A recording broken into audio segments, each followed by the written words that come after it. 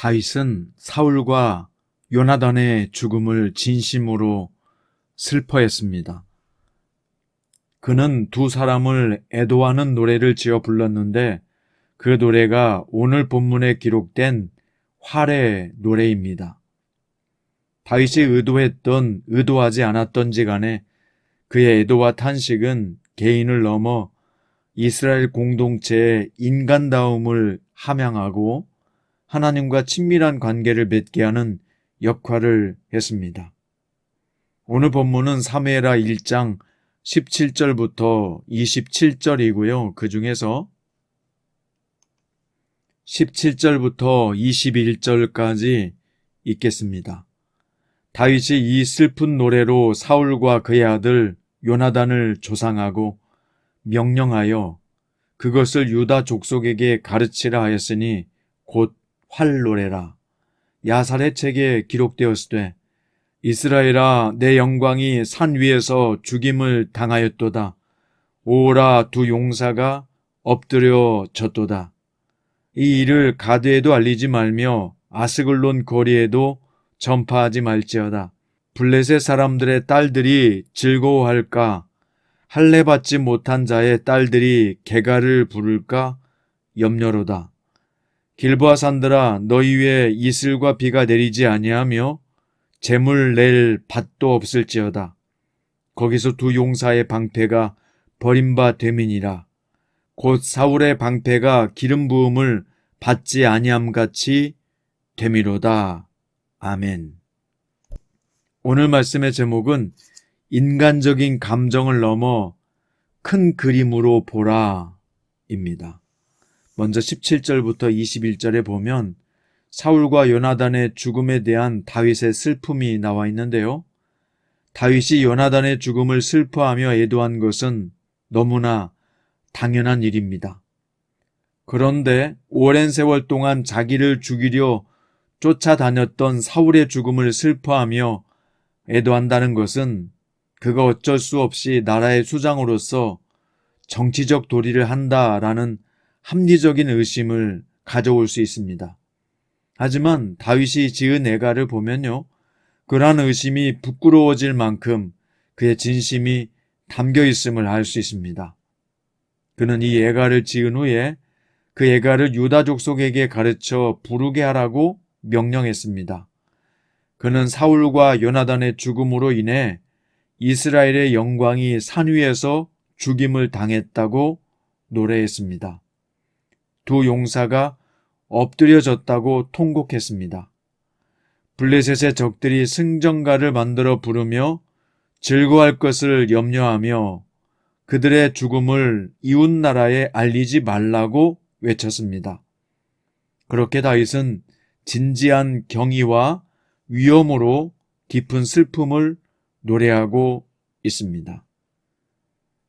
자, 22절부터 24절은 사울과 요나단의 고귀한 용맹함을 칭송하고 있는데요.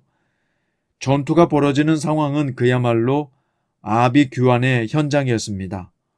수많은 군사가 피 흘리며 쓰러졌고요.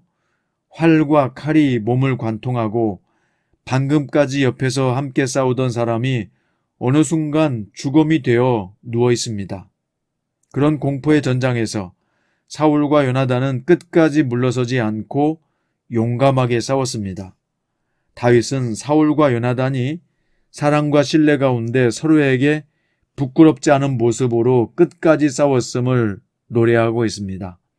다윗은 그 두 사람의 숭고한 희생을 혼자 슬퍼하는 것은 부족하다고 느꼈던 것이죠. 그래서 온 이스라엘을 향해서 그 두 사람을 위해서 함께 슬퍼하자고 권했던 것입니다. 그렇습니다. 공동체는 슬픔도 기쁨도 깊이 공감하며 함께 울고 웃어야 하기 때문입니다. 이는 온 이스라엘을 하나로 묶는 힘이 되었습니다. 나라와 민족 전역에 흐르는 그런 고귀한 애통함은 모든 백성을 더욱 단단하게 결속하는 힘이 될 것입니다. 자, 25절부터 27절은 친구 요나단에 대한 다윗의 애도가 나와 있습니다. 다윗이 지은 이 예가에는 사울을 깎아내리거나 우회적으로 비난하는 부분이 전혀 없었습니다. 다만 다윗의 애가 가운데 나타난 가장 큰 비통함은 요나단을 향하고 있습니다. 요나단이 다윗을 향해 보인 사랑은 놀라운 수준이었으며 여느 남녀 간의 사랑을 뛰어넘는 깊은 우정이었음을 고백하고 있습니다. 26절에 보면 내 형 요나단이여 내가 그대를 애통함은 그대는 내게 심히 아름다움이라 그대가 나를 사랑함이 기이하여 여인의 사랑보다 더하였도다. 이처럼 요나단은 모든 의무와 질투에서 자유로운 그런 사랑을 다윗에게 베풀어 주었습니다. 그가 다윗에게 베푼 우정은 사랑장이라고 불리우는 고린도전서 13장에 묘사된 사랑과 거의 일치합니다.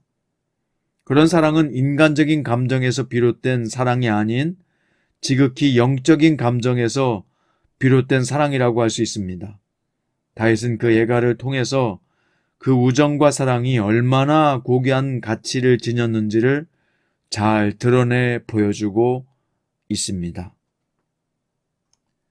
다윗은 사울의 선행만을 기억하도록 노래를 지어서 가르쳤는데요. 사람들은 대부분 자기와 갈등하는 사람에 대해서 부정적으로 말하는 것을 좋아합니다. 상대방을 비판하고 깎아내릴수록 자기의 위신을 세울 수 있다고 착각하기 때문인데요. 그래서 사람들에게 자기와 불편한 사람의 실수와 약점을 늘어놓고 자기의 입장을 정당화하려 하는 것입니다. 하지만 잠언은 다른 사람의 허물을 덮어주는 것이 성도의 바른 태도라고 말씀하고 있습니다. 남의 허물을 덮어주는 신실한 태도가 결국 사랑이 되어 되돌아올 것이라고 가르쳐주고 있는 것이죠. 그러므로 아무리 불편한 사람이라고 해도 그들의 허물을 들추는 대신 장점과 선한 일을 칭찬하려고 우리가 노력해야 합니다. 우리가 먼저 이렇게 할 때 불편한 관계가 개선되고 사람들은 우리의 진심을 알고 다가오게 될 것입니다. 그 결과 우리 공동체는 화평과 연합을 이루게 될 것입니다. 오늘 말씀의 결론입니다. 다윗이 애가로 사울왕의 죽음을 슬퍼한 이유는 그가 얼마나 고귀한 성품을 지닌 사람인가를 가늠할 수 있게 합니다. 자신을 죽이려 했던 원수의 죽음 앞에서 대부분의 사람들은 기뻐하며 축배를 들 것입니다. 하지만 다윗은 요나단의 죽음뿐 아니라 사울의 죽음에 대해서도 깊이 애도했고 진심으로 슬퍼했습니다. 이것은 다윗이 온 이스라엘을 다스리기에 합당한 사람이었음을 보여주고 있습니다. 사랑하는 성장 큐티 가족 여러분, 믿음의 사람은 인간적인 감정을 넘어 큰 그림을 보아야 합니다. 오늘 여러분의 마음속에 있는 인간적인 섭섭하고 답답하고 미워하는 감정이 있다면 그 감정을 뛰어넘어 하나님이 엮어놓으시고 인도하실 큰 그림을 바라보시기 바랍니다. 우리의 모든 만남에는 하나님의 주권이 있기 때문입니다. 오늘 인간적인 감정을 넘어서 큰 그림을 볼 수 있는 믿음의 성도들 되시기를 주님의 이름으로 축원드립니다. 기도드립니다. 사랑하는 주님, 오늘 다윗은 사울과 요나단의 죽음을 애통하는 애가를 지어서 온 유다 사람들에게 가르쳐 부르게 했습니다. 그래서 유다 사람들 전체가 지도자에 대한 예우를 갖추도록 이끌었던 것을 보았습니다. 주님, 우리는 이런 다윗의 모습을 통해서 우리도 역시 인간적인 감정을 뛰어넘어 큰 그림으로 볼 줄 아는 식견과 마음의 넉넉함이 있게 하여 주시옵소서. 살다 보면 섭섭한 일도 있고 갈등도 있고 또 쉽게 화해되지 않는 그런 관계도 있을 수 있습니다.